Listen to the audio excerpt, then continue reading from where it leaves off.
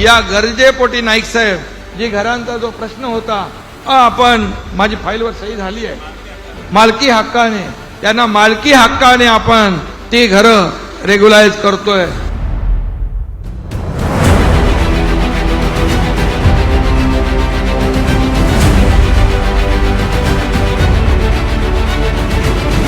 गरजेपोटी घरांचा विषय हा मार्गी लागला पाहिजे ही सर्वांचीच मागणी होती।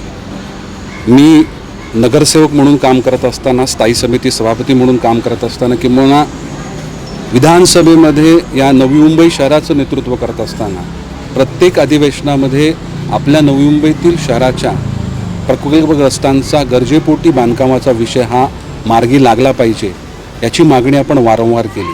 त्या अनुषंगानं सर्वेक्षणं देखील केली गेली।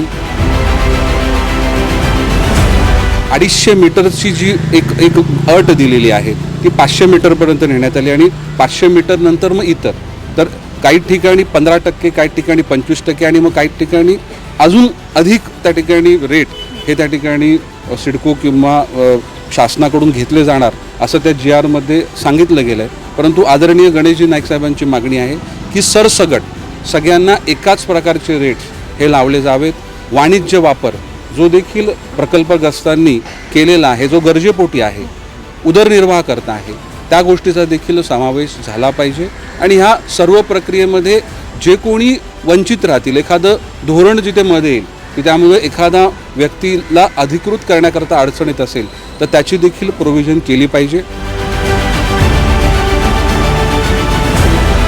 म्हणजे नवी मुंबई शहरातील गावं आणि त्याचबरोबर इतर देखील जे सेक्टर्स आहेत तिथे फ्री होल्डचा म्हणजे मालकी हक्काचा निर्णय केला जाईल आणि त्याचा अंतर्भाव या GRमध्ये असावा अशी आमची आग्रहाची मागणी आहे। या गरजेपोटी घरांना रेग्युलाइज केलंच पाहिजे। GR निघाल्याबद्दल आम्ही या GRचं स्वागतच करतो, परंतु आता हे काय पुन्हा हे GR निघणं हे त्या ठिकाणी अपेक्षित नाही। खूप म्हणजे खूप वेळेनंतर, प्रतीक्षेनंतर हा GR आलेला आहे, त्यामुळे या GRमध्ये सर्वांचा समावेश असावा।